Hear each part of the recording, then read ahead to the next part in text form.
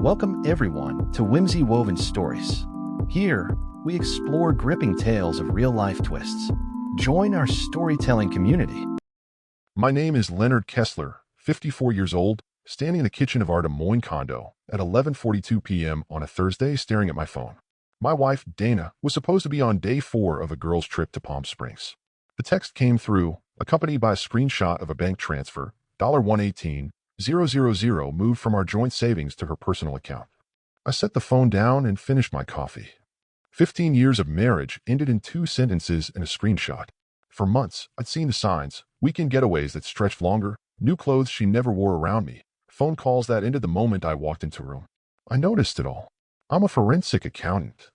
Discrepancies are my job, but I said nothing. Maybe that was my first mistake. Or maybe my first mistake was marrying someone who thought my career was just spreadsheets and boring numbers. I opened my laptop and checked an email account Dana didn't know existed. 3 notifications from my bank security system. Someone had attempted to change passwords on accounts she'd never seen. She was being thorough. I had to respect that. I picked up my phone and typed 2 words in response, good luck. Then I called my brother, Jason. Remember that contingency plan we discussed 5 years ago? I said when he answered. It's time. Are you sure? He asked. Yes, I replied. She just made her move. I hung up and glanced at the wedding photo on the wall. It was the only picture left in the condo that had both of us in it. I should have noticed that too. I met Dana Bowman at an alumni event for the University of Iowa when I was 38, recently divorced from a short first marriage, and focused entirely on building my forensic accounting practice.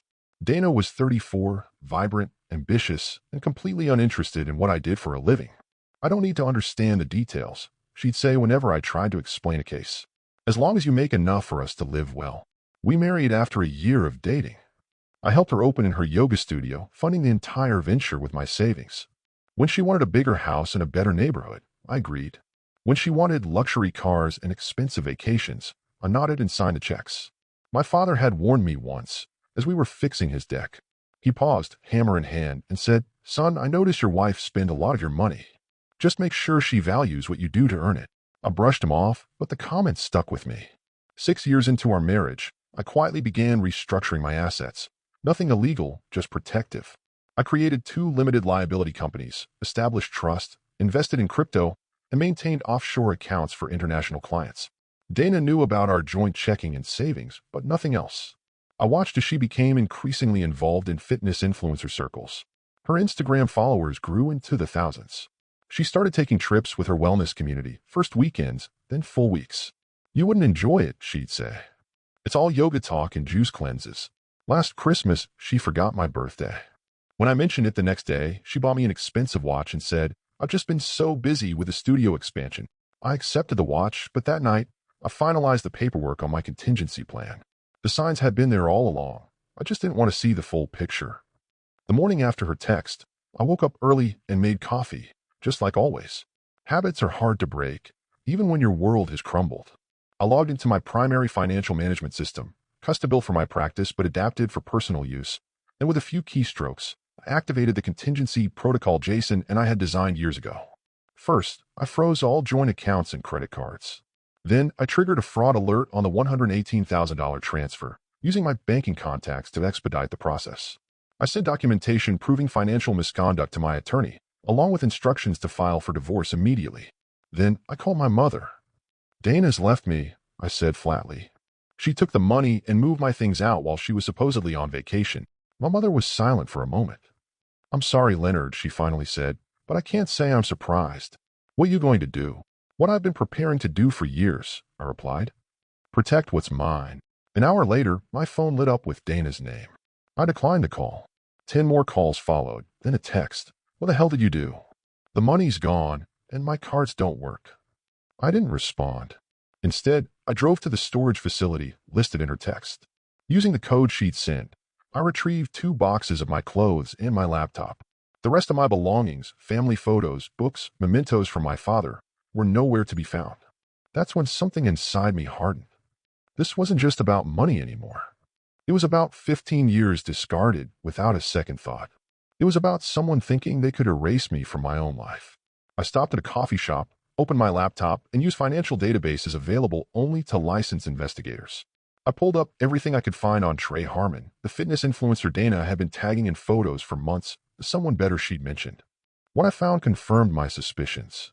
Trey's gym business was leveraged to the hilt, 3 maxed-out business credit cards, a lease he couldn't afford, and Dana had co-signed on a car loan with him 2 months earlier.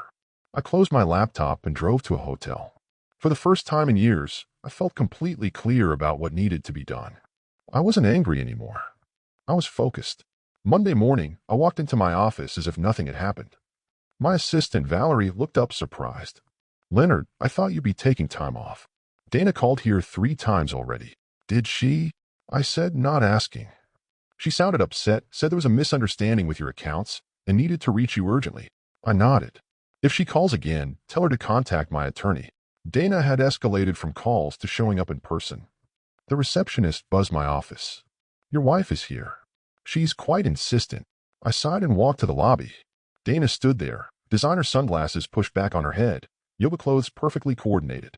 She smiled when she saw me, the same smile she'd used for 15 years when she wanted something. "Leonard, there's been a huge misunderstanding with a bank," she said, loud enough for everyone to hear. "All our accounts are frozen." "Not a misunderstanding," I replied quietly. "You transferred money without authorization. The bank flagged it as fraud." Her smile faltered. "It was our joint account." "I'm your wife." "You're my soon-to-be ex-wife," I said, "who emptied our savings while informing me you'd moved out and found someone new. That's textbook financial misconduct." Her voice dropped to a hiss. "You cannot do this to me. I've already put deposits down on a new place. I've made commitments to Trey Harmon." "Yes, I know all about those commitments." Her face went white. "You're investigating me?" "No," I said, "just protecting myself from fraud." "I'll fight this," she snapped. "I deserve half of everything." I looked at her evenly. "Half of what's in those accounts, sure. But you seem to be under the impression that's all there is." She blinked, confused. "What are you talking about?" "You'll find out in discovery," I said, then turned and walked back to my office. That afternoon, I received an email from Dana's newly hired attorney, demanding immediate access to all financial records and threatening to expose irregularities in my accounting practice if I didn't comply. It was an amateur move, a threat with no substance behind it. I forwarded it to my attorney with one line: "Proceed as planned." By evening, Dana had rallied our mutual friends to her side. My phone flooded with messages asking why I was being vindictive and controlling. Not one person questioned where she'd been the past week, or who she'd been with. No one asked about the money she'd taken. I didn't bother responding. Instead, I went to the gym, not Dana's studio or Trey's flashy fitness center, but the small community center where I've been working out for years. I lifted weights until my arms shook, then drove back to my hotel room. The trap was closing, but not around me. 3 days later, my attorney called. "We found something interesting," she said. "Dana's been siphoning money from your joint account for over a year. Small transfers at first, then larger ones." "To where?" I asked, though I already had an idea. "Multiple accounts. Some to her personal savings, but most to a business LLC registered to Trey Harmon. Almost $80,000 in total, and she used your joint funds as the source." "Yes," she added, "which means we can add financial infidelity to the divorce filing." I thanked her and hung up. I wasn't surprised, but the confirmation still felt like a punch to the gut.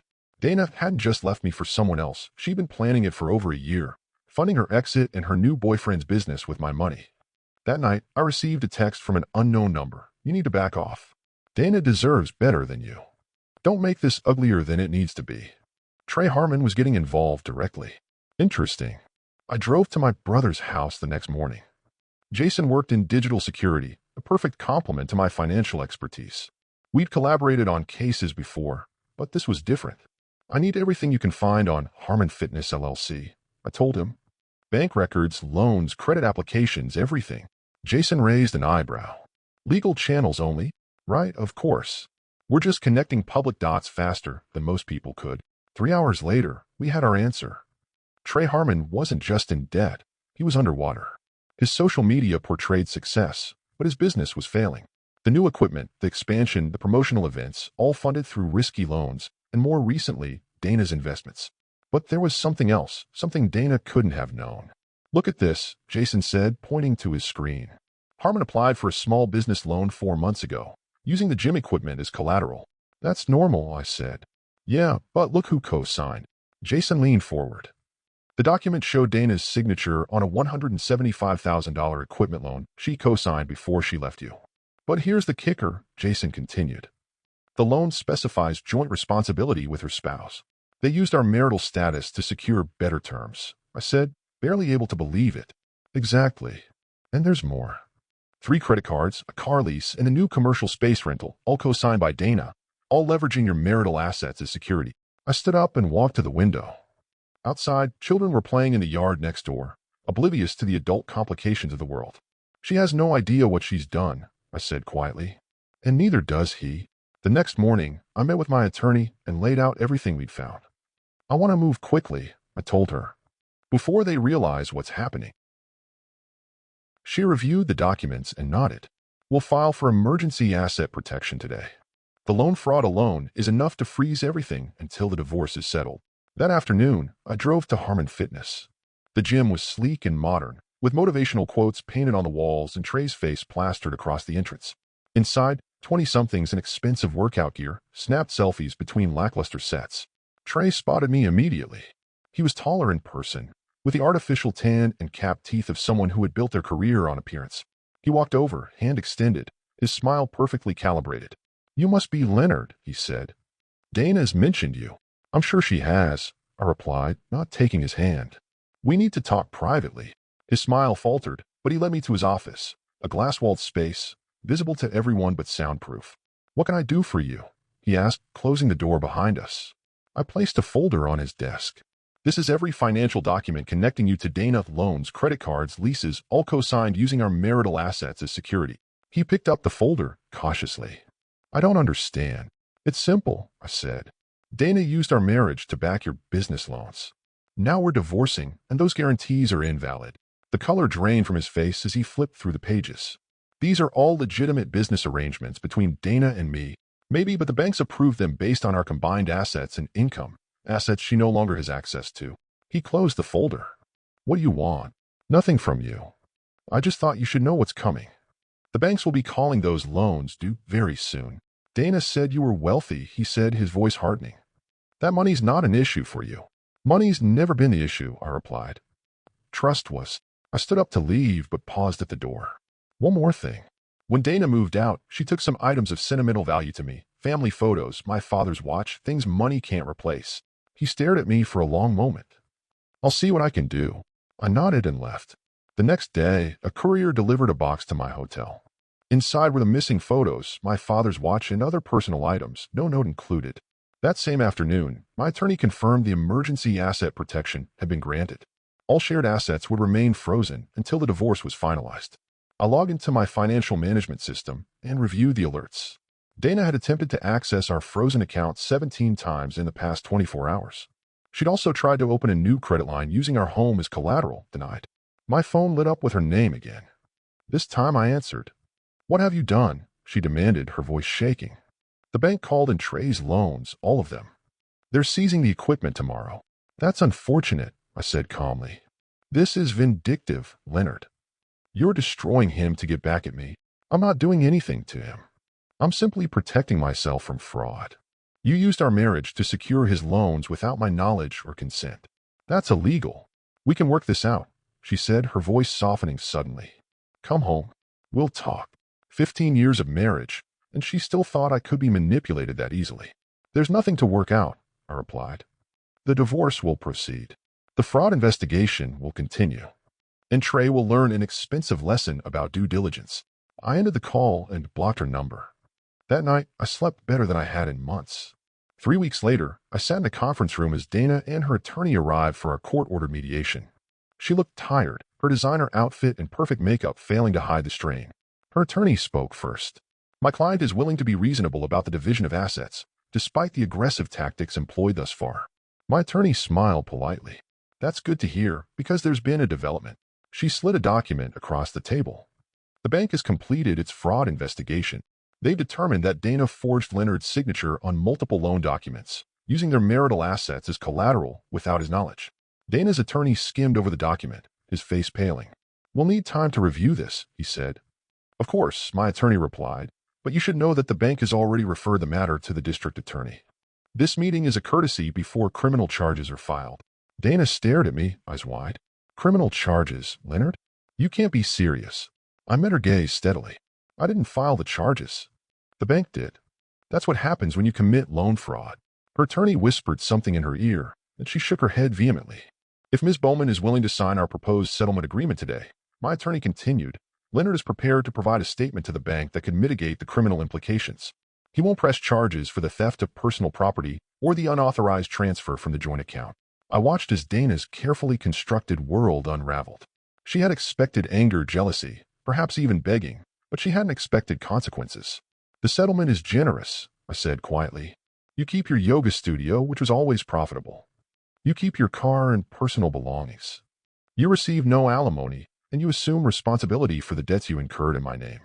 And Trey? She asked, her voice barely audible. Mr. Harmon's financial issues are his own problem, my attorney replied. But without your husband's assets backing those loans, I understand the bank has already begun repossession proceedings.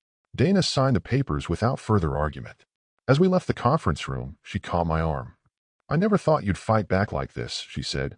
You always just went along with everything. That was my choice, I replied. Just like this was your choice. I walked away without looking back. A month later, I moved out of the hotel and into a small house near downtown Des Moines. Nothing fancy, just a craftsman with good bones that needed some work. The kind of project that would keep my hands busy and my mind occupied in the evenings. I heard through mutual friends that Dana had moved to Colorado to start over. Her Instagram showed mountain views and inspirational quotes about new beginnings. Trey's gym had been sold to a national chain, and he'd relocated to Miami to expand his brand. Neither of them mentioned what had happened. People rarely advertise their failures. One Saturday, my brother Jason stopped by to help me install new cabinets in the kitchen. Heard anything from Dana? He asked as we measured for the hinges. No, I said, and I don't expect to. You could have taken her for everything. The fraud charges alone would have ensured that. I shrugged. What would be the point? She's no longer my problem. We worked in comfortable silence for a while, the rhythm of measuring, cutting, and mounting creating a meditative state. I'm thinking of taking some time off, I said eventually. Maybe drive up to Minnesota, do some fishing at the cabin. Dad would like that, Jason replied. You haven't been there since he passed. That evening, after Jason left, I sat on my back porch with a glass of bourbon. The neighborhood was quiet, with only the occasional dog bark or child's laughter breaking the silence. It was different from the upscale community Dana had insisted on, more real, somehow. I thought about the last 15 years, how I'd allowed someone else to define my life, my worth, how I'd noticed the signs but chosen to ignore them, how when the moment came I'd been prepared. Because some part of me had always known this day would arrive. I didn't feel victorious. I didn't feel vindicated. I just felt free. The next morning, I called my office and told them I'd be taking 2 weeks off. Then I packed my truck, locked up the house, and headed north. No itinerary, no expectations. Just the open road. And for the first time in years, no invisible ledger of resentments to balance. Thanks for listening. Share your opinion in comment section and also do like and subscribe to the channel.